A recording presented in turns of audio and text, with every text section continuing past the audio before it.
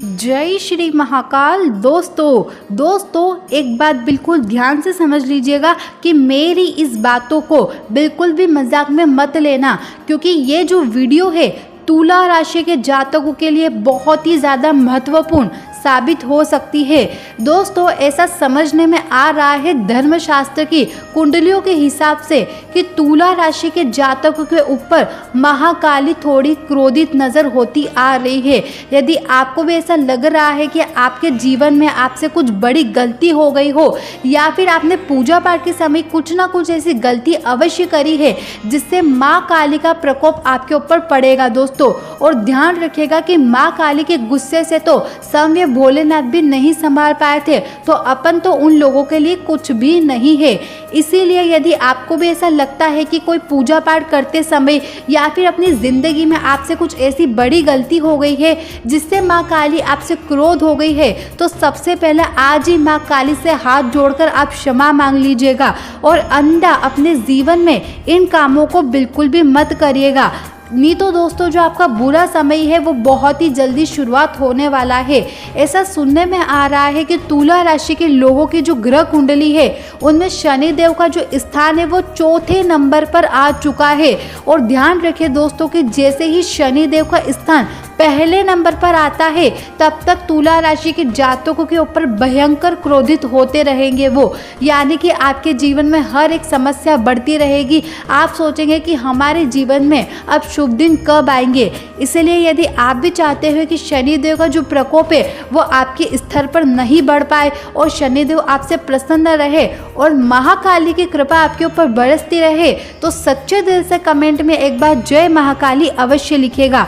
साथ ही आपको क्या करना है दोस्तों, शाम के समय आपको महाकाली के चरणों में आपको एक दीपक लगाना होगा, लेकिन उस दीपक में आपको डाल देनी है एक काली मिर्च, 2 लौंग के जोड़े, यानी कि जो 2 लौंग आती है उनके जो जोड़े आते हैं वैसे आपको 2 लौंग भी उसमें डाल देनी है। साथ ही आप एक काली मिर्च डालकर अपने घर की मुख्य जो डेली रहती है उसके बीचम बीच में आपको एक स्वास्तिक बनाकर वो दीपक जला देना है।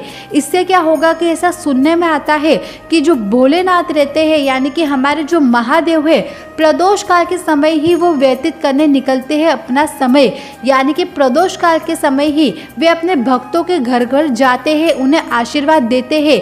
यदि आप भी चाहते हैं कि महाकाली आपसे प्रसन्न रहे और आपके घर में महाकाली के साथ साथ भोलेनाथ का भी आशीर्वाद आपको प्राप्त हो, तो मात्र एक स्वास्तिक बनाकर उस दीपक को अपने घर पर अवश्य लगा देना। इससे क्या होगा कि किसी भी प्रकार की कोई बुरी नज़र आपके घर के अंदर प्रवेश नहीं कर पाएगी। और इससे दीपक लगाने से दूसरा फायदा ये होता है कि आपके घर में चाहे कितनी भी नेगेटिव एनर्जी भरी हुई होगी वो सभी बाहर हो जाएगी। मात्र 3 दिन तक दोस्तों आपको इस दीपक को लगाना है, यानी कि 3 प्रदोष काल के समय आप इस दीपक को लगा दीजिए। उसके बाद चौथे दिन तो आप खुद हैरान हो जाएंगे कि आपके घर में किस तरीके से खुशखबरी आने लगेगी, बिल्कुल मधुरता का वास आपके यहाँ पर होने लगेगा और सभी व्यक्ति के मन में इतनी प्रसन्नता रहेगी कि वे अपने सभी प्रकार के दुख हमेशा के लिए भूल जाएंगे। क्योंकि दोस्तों अगर आपके घर में नेगेटिव एनर्जी रहेगी नहीं तो किस तरह की परेशानी आपके घर में रहेगी। इसीलिए आपको क्या करना है कि महाकाली के स्वागत में आपको एक लौंग का जोड़ा और साथ ही दोस्तों एक काली मिर्च का दिया आपको अवश्य तौर पर लगा देना है। इससे महाकाली का क्रोध भी समाप्त होता है और उनकी कृपा आपको प्राप्त होती है। दूसरे नंबर पर दोस्तों तुला राशि वाले रुद्राक्ष को लेकर बहुत ही बड़ी गलती आप लोग कर रहे हो। आप लोगों ने रुद्राक्ष धारण करा है, ये तो बहुत ही अच्छी बात है, क्योंकि तुला राशि के लोगों के लिए रुद्राक्ष बहुत ही ज़्यादा महत्वपूर्ण बताया जाता है। लेकिन आप ये दूसरी गलती कर रहे हैं कि जिस रुद्राक्ष का जल आप भोलेनाथ को चढ़ाते हैं उसी रुद्राक्ष को आप वापस ग्रहण कर लेते हैं। तो ये गलती आप अपने जीवन में आज से ही करना बंद कर देना दोस्तों, वरना आपके महाकाली के क्रोध से आपको कोई नहीं बचा सकता।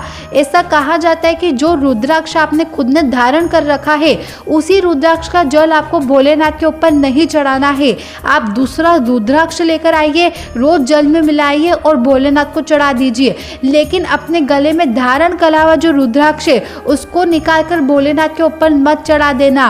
और यदि चढ़ाते भी हो तो उससे सबसे पहले गंगा जल से धो लेना, उसके बाद चढ़ाना। लेकिन ऐसा नहीं हो कि चढ़ाने के बाद वो खुद धारण कर ले। ये गलती हमेशा तुला राशि वाले लोग करते ही है, इसीलिए आप इस बात को ध्यान रखें। हमारे पूज्य गुरुदेव जी यानी कि प्रदीप जी मिश्रा ने भी इस बात को कथा में कहा था दोस्तों। तो आपको क्या करना है, भोलेनाथ के ऊपर दूसरे रुद्राक्ष का जल चढ़ाना है। जो रुद्राक्ष आपने खुद ने धारण करा है उसी रुद्राक्ष का जल नहीं चढ़ाना है।